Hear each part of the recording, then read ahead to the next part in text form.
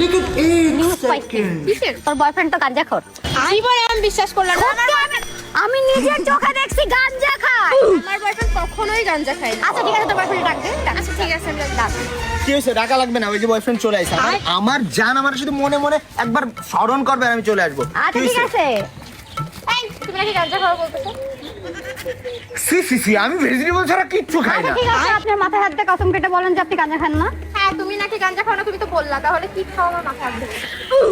আমি আমি কসম কেটে বলতেছি, আমি আমি আমি শুধু ভেজিটেবল আর ড্রাই ফ্রুট খাই। তাহলে এটা কি খান? ভেজিটেবল। দেখো তোমার বান্ধবী আমার ফাউল আচ্ছা দাঁড়া, ভেজিটেবল এইভাবে খাই কে? তুই চুপ কর, তোরা আমি বুঝাবো। বান্ধবী সত্যি বলতেছি আমি।